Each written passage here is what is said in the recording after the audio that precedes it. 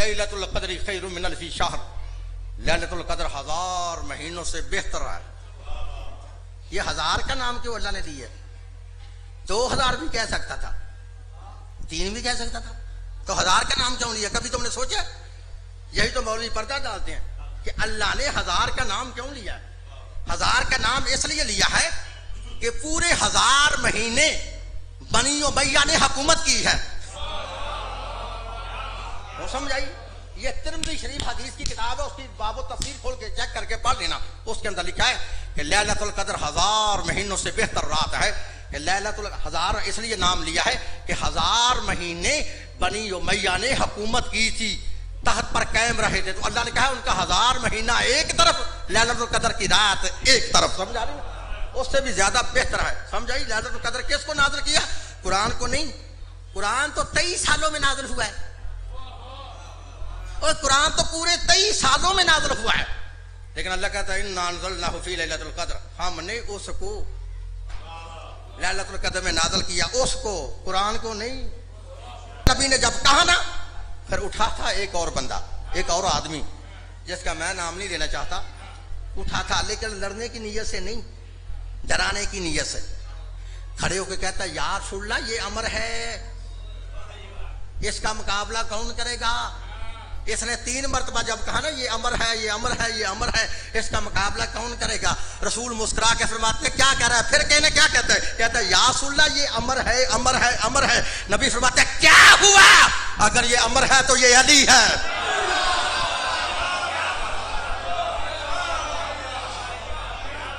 سمجھ آئی؟ اگر یہ امر ہے تو یہ علی ہے۔ پھر کیا ہوا؟ کہتا ہے یا رسول اللہ جب میں بے ایمان تھا، یہ ان واقعہ سنانے لگا اپنی، کہ جب میں بے ایمان تھا، اسلام نہیں لایا تھا، ایمان نہیں لایا تھا، میں اس کا دوست ہوتا تھا۔ اچھا پھر یا رسول اللہ ہم کٹھا کاروبار کرتے تھے۔ نبی فرماتے ہیں کیا کاروبار کرتے تھے؟ ملا دہلان مکی کے الفاظ ہیں، میرے نہیں، یا عبدالعزیز محدث دہلوی کے الفاظ ہیں، میرے نہیں ہیں۔ کہتا ہے یا رسول اللہ ہم دونوں اکٹھے ڈاکے مارتے تھے۔ اچھا یا رسول اللہ ایک مرتبہ ہم نے ڈاکہ مارا، ڈاکہ مار کر جنگل سے واپس آ رہے، یہ سو گیا، اس کو نیند آ گئی، ہم ڈاکوؤں پر، تسی ستے ہو تو میں ان کی آتا ہوں، کہتے ہیں یا رسول اللہ ہم ڈاکوؤں پر اور ڈاکوؤں نے حملہ کر دیا، تھے وہ بھی ڈاکو، تھے ہم بھی ڈاکو۔ یا رسول اللہ یہ سویا ہوا تھا، ہم نے جلدی سے اسے اٹھایا، یہ اتنی طاقت کا مالک ہے، اس نے اونٹنی کے بچے کو ٹانگ سے پکڑا، پکڑ کر گما کر ڈاکوؤں کو مارا۔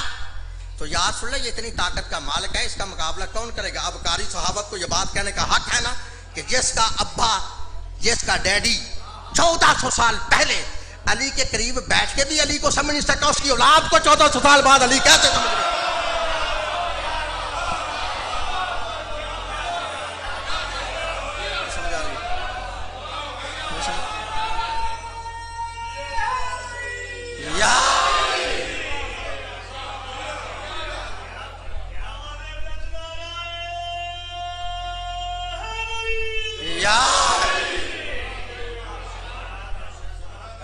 جس کا ڈیڈی 1400 سال پہلے علی کے قریب بیٹھ کے بھی علی کو سمجھ نہیں سکا، اس کی اولاد کو 1400 سال بعد علی کیسے سمجھ میں آئے گا؟ جب اس نے اس کی بہادری کا قصہ سنایا نا، پھر کوئی نہ اٹھا، پھر میرے مولا حاضر قرار کھڑے ہوئے، کھڑے ہو کے پتا کیا فرمایا میرے مولا نے؟ فرماتے ہیں یا رسول اللہ میں حاضر ہوں، یا رسول اللہ یہ جو کچھ بھی ہے علی حاضر ہے۔ عمر ابن عبد ود کی طرف اشارہ کر کے فرماتے ہیں یہ جو کچھ بھی ہے علی حاضر ہے۔ بڑے خوبصورت جملے ہیں، ملا دہلان مکی کے وہ لکھتا ہے جناب علی جب کھڑے ہوئے نا، رسول فرماتے ہیں یا علی، لیکن میرا بھائی پھر بغض سے کہتا ہے کیا ہوا؟ ایک بچہ اٹھا تھا، کیا کہتا ہے؟ ایک بچہ اٹھا تھا، یا پھر کبھی کبھی کہتا ہے بچوں میں سب سے پہلے علی ایمان لایا تھا، بچوں میں بچوں میں سب سے پہلے علی ایمان لایا تھا. سنو, علی کو بچہ کہنا ہی بغض علی کی نشانی ہے.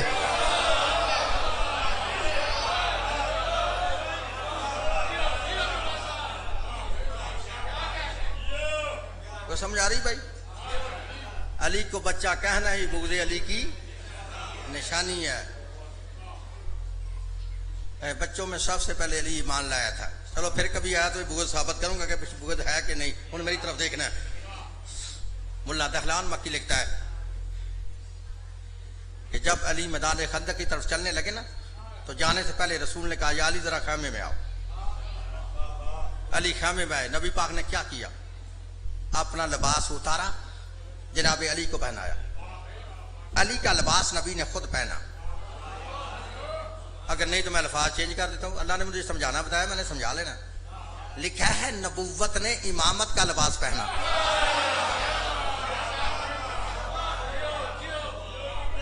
امامت نے نبوت کا لباس پہنا. اچھا میں اور سمجھانا چاہتا ہوں, میری طرف چلنا ہے, میرے ساتھ پرواد کرنا ہے. ہم اہل تشیع کے عقیدہ میں, یعنی شیعوں کے عقیدہ میں, ہمارے نبی کی نبوت ہمارے علی کی امامت سے ہر لحاظ سے بڑی ہے. میرے مولا کی امامت ہمارے نبی کی, دوسرے نبیوں کی نہیں, ہمارے نبی کی نبوت سے ہر لحاظ سے چھوٹی ہے. کون سمجھ آ رہی ہے؟ سمجھانا کیا چاہتا ہوں, نبوت بڑی, امامت چھوٹی. اچھا چلو ویسے تیسری پھر دلیل دے دیتا ہوں. ویسے بھی تاریخ کہتی ہے کہ نبی پاک کا قد لمبا تھا, علی کا قد نبی سے چھوٹا تھا. کون سمجھ آ رہی ہے؟ اس سے زیادہ آسان نہیں کر سکتا. سمجھانا یہ چاہتا ہوں, نبوت بڑی, امامت چھوٹی. نبی پاک کا قد لمبا, علی کا قد چھوٹا. لیکن جب لباس چینج ہوا پھر یہ ثابت نہیں ہوتا علی کے کپڑے نبی کو چھوٹے ہوں.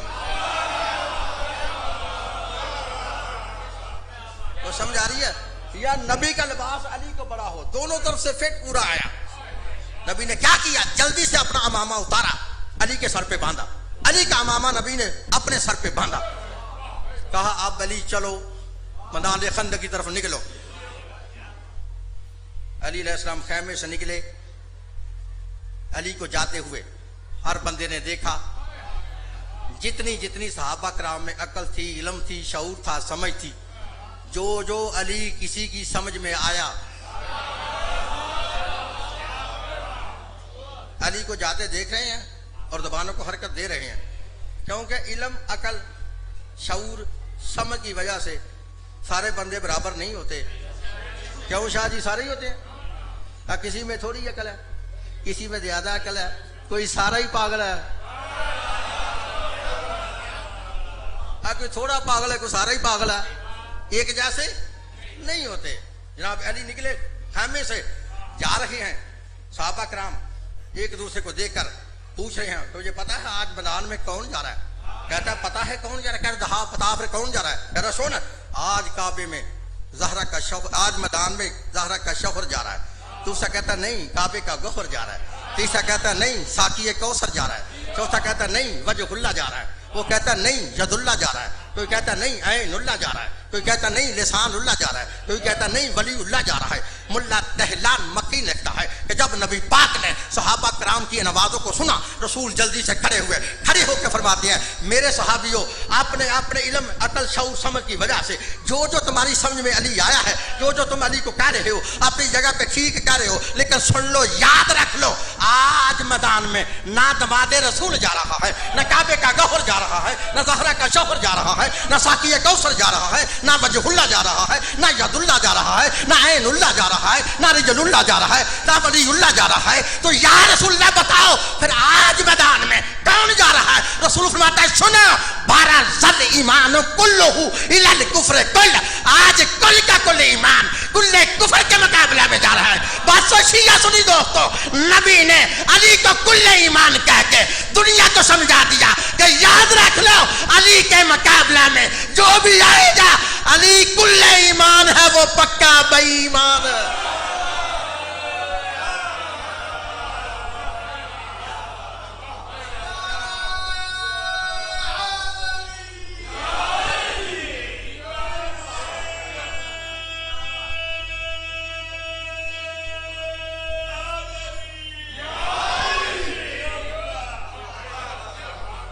بھائی سمجھائیے، علی کل ایمان ہے۔ پڑھا ہوا ہے جو میں نے پڑھی ہے، کر اس کا ترجمہ، وَمَن يَكْفُرْ بِالْإِيمَانِ، جس کسی نے بھی انکار کیا کس کا؟ اب نہ کہے ایمان، اب کہے جس نے انکار کیا علی کا، جو منکر ہوا، جس نے انکار کیا، اس کی پڑھی ہوئی نمازوں کا بستر گول،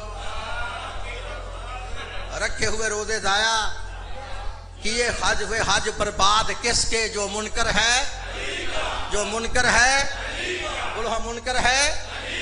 وہ نمازی ہو، نماز پڑھنے سے پہلے سوچ لو کہیں ایمان کے منکر تو نہیں۔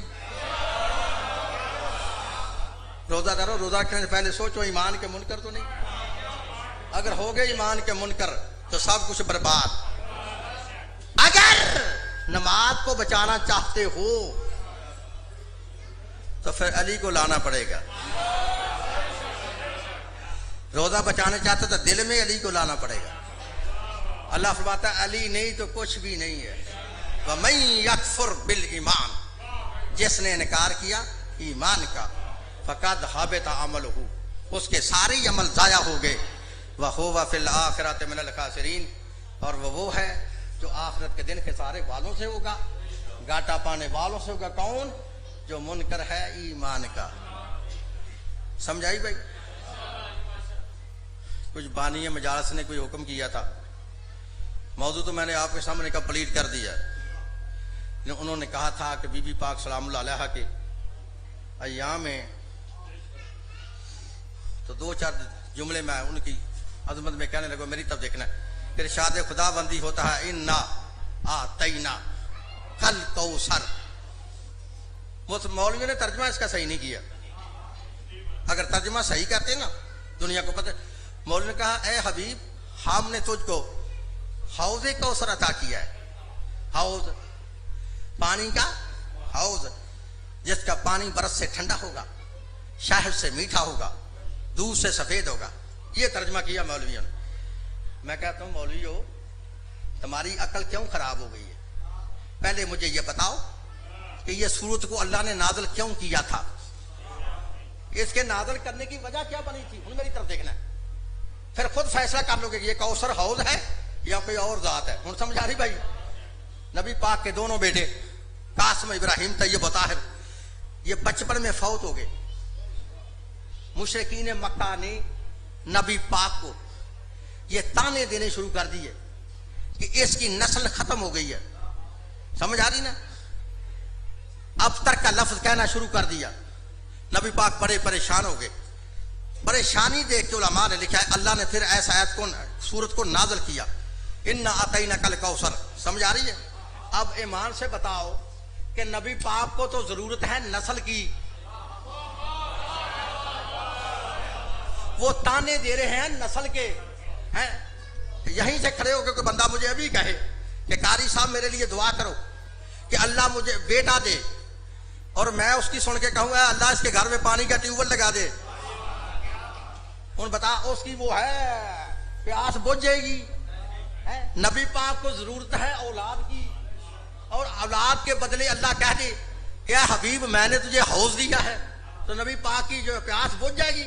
نہیں۔ 1400 سال بعد جا کے مولانا مودودی کی عقل میں آئی بات، اور پیر کرم شاہ بیرے والے کی عقل میں بات آئی۔ اس نے اپنی کتاب ضیاء القرآن میں لکھا، مودودی نے تفہیم القرآن میں لکھا۔ سمجھ آ گئی کہ کوثر کیا ہے؟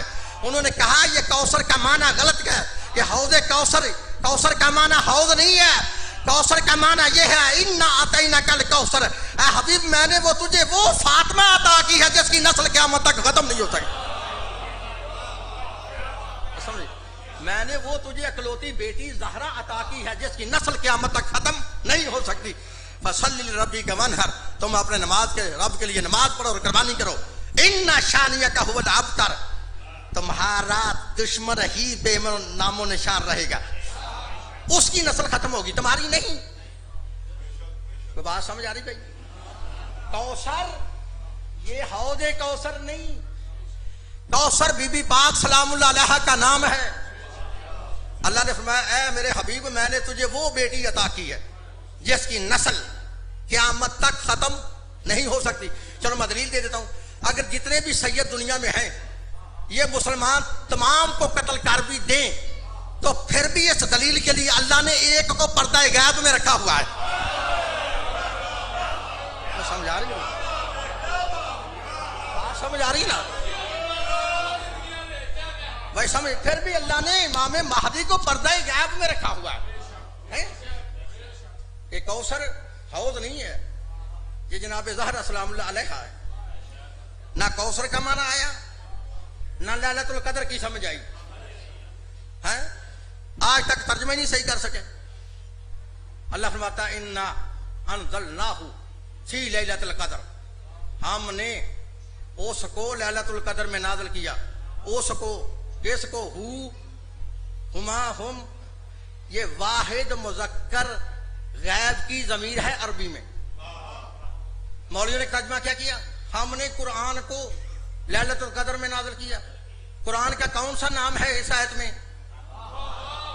بتاؤ ہاں، قرآن کا کون سا تذکرہ ہے اس آیت میں؟ آواز آ رہی ہے؟ انا انزلناہ فی لیلۃ القدر، ہم نے اس کو، اس کو نہیں، ہم نے اس کو لیلۃ القدر میں نازل کیا. کس کو؟ جو غیب میں ہے. آگے اللہ فرمایا ما ادراک ما لیلۃ القدر، کہ تم کو ادراک ہی نہیں، تم جانتے نہیں لیلۃ القدر کیا ہے. اور لیلۃ القدر جو ہے معصوم کا قول ہے کہ لیلۃ القدر بھی جناب زہرا کا نام ہے. سمجھ آئی؟ تمہیں کیا ادراک، تم کیا جانو لیلۃ القدر کیا ہے؟ لیلۃ القدر خیر من الف شہر، لیلۃ القدر 1000 مہینوں سے بہتر ہے. یہ 1000 کا نام کیوں اللہ نے دی ہے؟ 2000 بھی کہہ سکتا تھا، 3 بھی کہہ سکتا تھا، تو 1000 کا نام کیوں لیا؟ کبھی تم نے سوچا؟ یہی تو مولوی پردہ ڈالتے ہیں کہ اللہ نے 1000 کا نام کیوں لیا ہے. 1000 کا نام اس لیے لیا ہے کہ پورے 1000 مہینے بنی امیہ نے حکومت کی ہے. وہ سمجھ آئی؟ یہ ترمذی شریف حدیث کی کتاب ہے، اس کی باب و تفسیر کھول کے چیک کر کے پڑھ لینا. اس کے اندر لکھا ہے کہ لیلۃ القدر 1000 مہینوں سے بہتر رات ہے. کہ لیلۃ القدر اس لیے نام لیا ہے کہ 1000 مہینے بنی امیہ نے حکومت کی تھی، تحت پر قائم رہے تھے. تو اللہ نے کہا ان کا 1000 مہینہ ایک طرف، لیلۃ القدر کی رات ایک طرف. سمجھ آ رہی ہے؟ اس سے بھی زیادہ بہتر ہے. سمجھ آئی؟ لیلۃ القدر کس کو نازل کیا؟ قرآن کو نہیں. قرآن تو 23 سالوں میں نازل ہوا ہے، اور قرآن تو پورے 23 سالوں میں نازل ہوا ہے. لیکن اللہ کہتا ہے انا انزلناہ فی لیلۃ القدر، ہم نے اس کو لیلۃ القدر میں نازل کیا. اس کو، قرآن کو نہیں. قرآن تو نام ہی نہیں ہے اس میں. یہ ہے، یہ بھی قرآن، لیکن یہ سامت ہے، یہ سامت ہے، یہ سامت قرآن ہے جو تم پڑھتے ہو. لیکن جس قرآن کی بات یہ اللہ بات کر رہا ہے وہ ناطق ہے، وہ بولنے والا قرآن ہے. جس کو اللہ کہتا ہے میں نے غیب میں رکھا ہے، وہ بولنے والا قرآن ہے. سمجھ آئی؟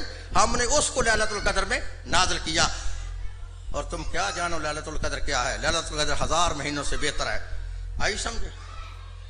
تو تمہیں سمجھ جانا چاہیے 11واں بیٹا ہے جناب علی کا. کتنا؟ 12ویں خود ہیں. مولا مہدی 11واں بیٹا ہے میرے مولا کا. ان جملہ سمجھنا ہے، میری طرف فضائل کو کلوز کرو، میری طرف دیکھنا ہے. مولانا مدودی نے تفہیم القرآن میں بڑے خوبصورت جملے لکھے ہیں. وہ لکھتے ہیں جب علی کے 11ویں بیٹے کا ظہور ہوگا، حضرت عیسیٰ کا مسجد اقصیٰ کے دائیں مینار پہ نزول ہوگا. ظہور ہوگا، نزول ہوگا. سمجھا رہے میری بات؟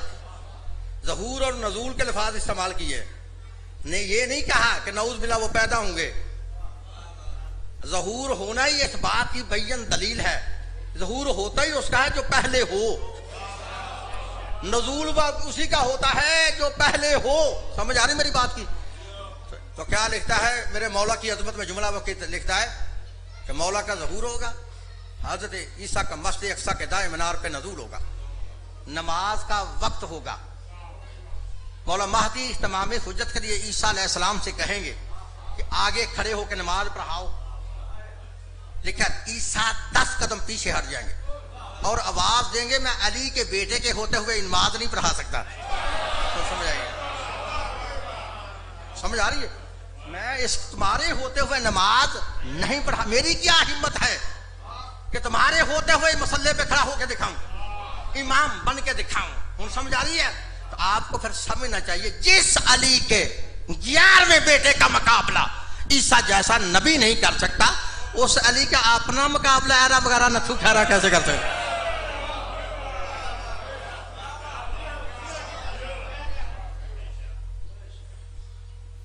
لا الہ الا اللہ محمد رسول اللہ پڑھنے والوں نے علی ولی اللہ کے گھرانے کو اس طرح برباد کیا کہ لکھا وہ گھر آج تک اس طرح آباد نہیں ہو سکا.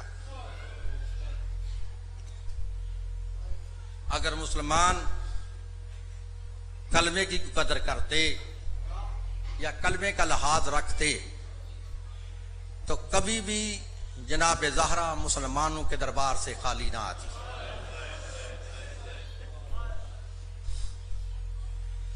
صحاح کی کتابوں میں روایت ہے، جا کے دیکھ لینا، بخاری، مسلم، ترمذی، ابی داؤد، ابن ماجہ، نسائی، ان کتابوں میں روایت ہے. راوی ہماری ماں ہے، وہ فرماتی ہیں نبی پاک کی وفات کے بعد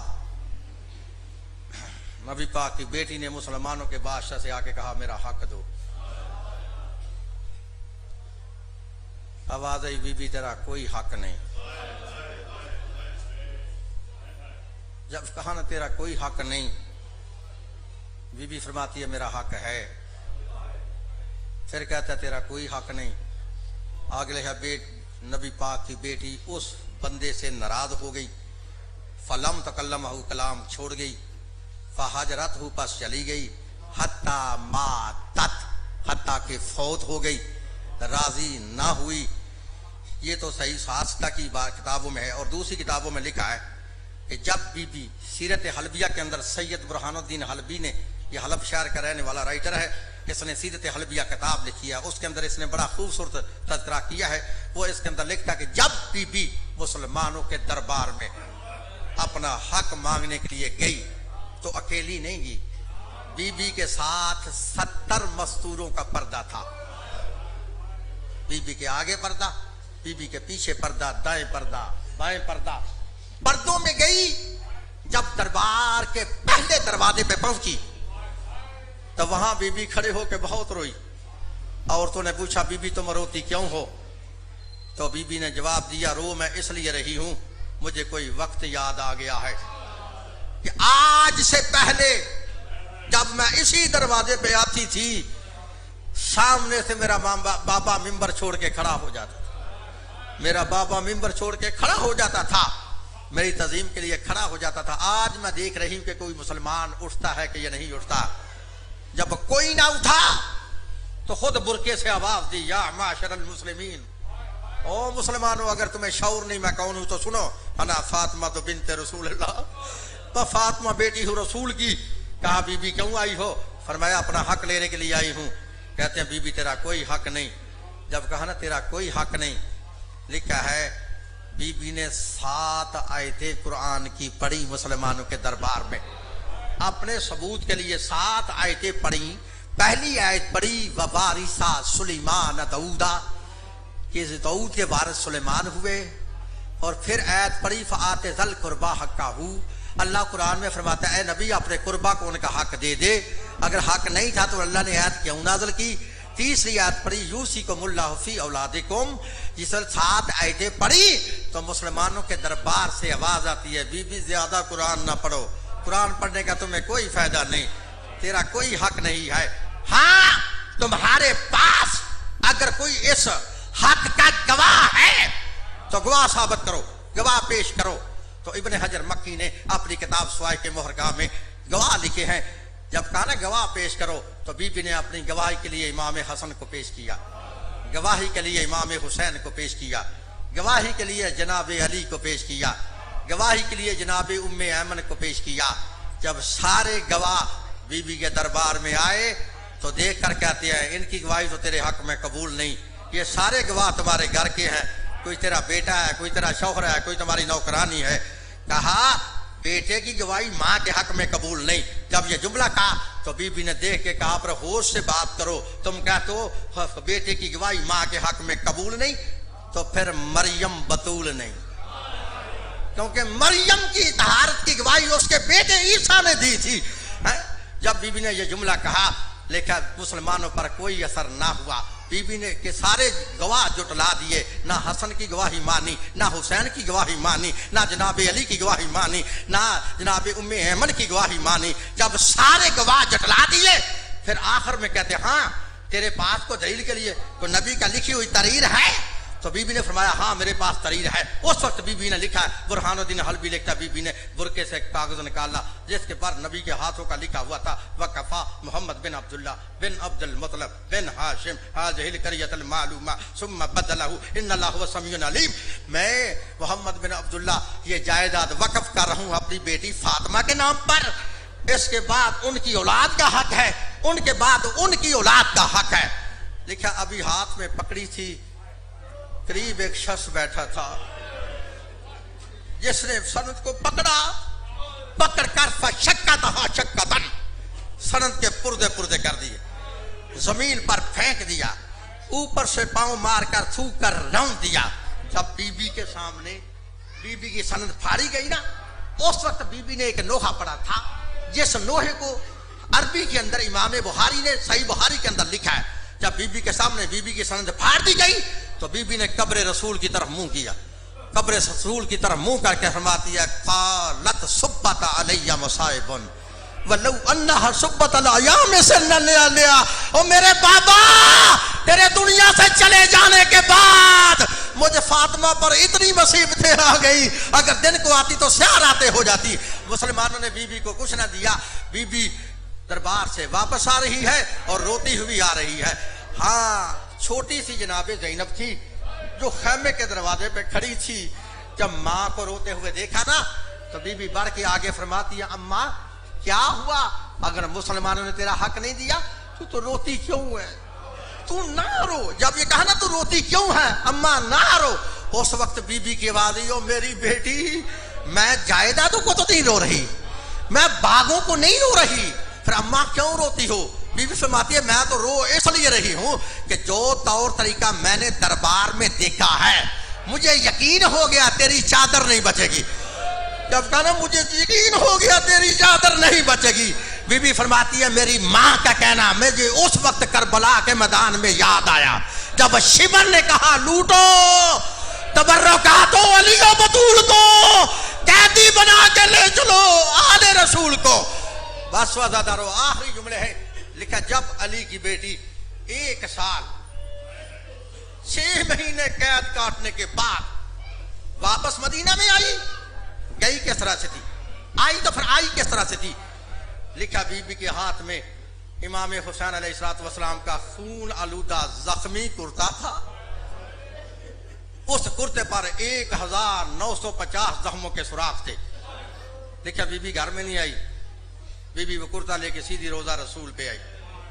بی بی نے کیا کیا, حسین بادشاہ کا زخمی کرتا روزہ رسول پہ رکھا. لکھا کرتے کا رکھنا تھا, قبر رسول کانپ گئی. جب قبر رسول کانپ گئی نا بی بی فرماتی ہے مجھے پتہ چل گیا میرا نانا حسین کا کرتا دیکھ کے برداشت نہیں کر سکا, نانے کی قبر کانپ گئی ہے.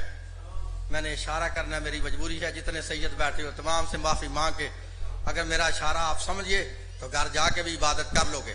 جب بی بی نے دیکھا نا نانے کی قبر کانپ گئی ہے, بی بی فرماتی ہے مجھے سمجھ آ گئی نانا حسین کا کرتا دیکھ کے برداشت نہیں کر سکا, نانے کی قبر کانپ گئی ہے. بی بی قبر کے قریب کھڑے ہو کے فرماتی ہے نانا او میرے نانا, نانا یہ دن کا وقت ہے, نانا یہ دن کا وقت ہے, تو حسین کا زخمی کرتا دیکھ کے برداشت نہیں کر سکا, نانا تیری قبر کانپ گئی, افسوس نانا یہ دن کا وقت ہے, میں زینب رات کو آؤں گی پھر تجھے دکھاؤں گی دیکھ تیری امت نے کیا اجر رسالت دیا ہے. اجرکم اللہ. عزادارو روزہ رسول سے واپس جب بی بی اپنے گھر میں آئی نا دیکھا بی بی گاہر کے دروازے کے قریب اس طرح بیٹھ گئے. لکھا بی بی کے شوہر جناب عبداللہ جب باہر سے گھر واپس آئے بی بی کو پہچان نہیں سکے، سیدھے گھر کے اندر چلے گئے.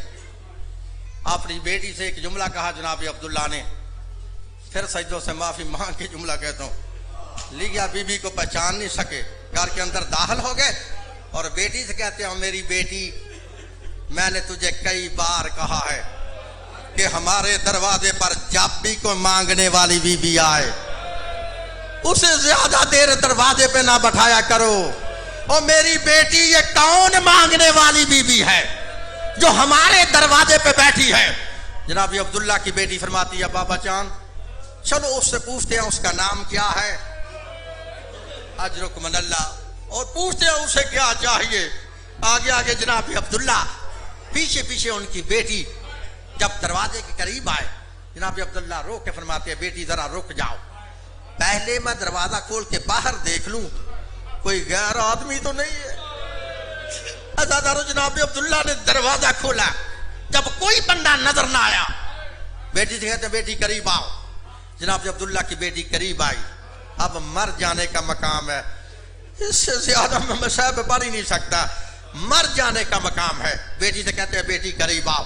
بیٹی قریب آئی، فرماتے ہیں بیٹی پوچھ اس مانگنے والی بی بی سے اسے کیا چاہیے. او سیدو غیر سیدو، جب بیٹی نے ماں سے کہا نا او سائلہ، او سائلہ، او مانگنے والی بی بی تجھے کیا چاہیے، جناب زینب اپنی پیشانی سے بال ہٹا کے فرماتی ہے او میری بیٹی پہچان، میں کوئی مانگنے والی نہیں، میں تیری ماں زینب ہوں. ازادارو ماں زینب کا نام آنا تھا. دونوں بیٹیاں بھاگ کر ماں کے قریب آتی ہیں، فرماتی ہے اماں تو آ گئی ہے، ہمارے بھائی کہاں ہے؟ بی بی فرماتی ہے وہ دونوں کربلا میں مارے گئے. جلدی سے بی بی نے دونوں بیٹوں کے دونوں کرتے نکالے، ایک کرتا ایک بہن کے ہاتھ پہ رکھا، دوسرا کرتا دوسری بہن کے ہاتھ پہ رکھا. اللہ لعنت اللہ علی القوم الظالمین. ماشاء اللہ.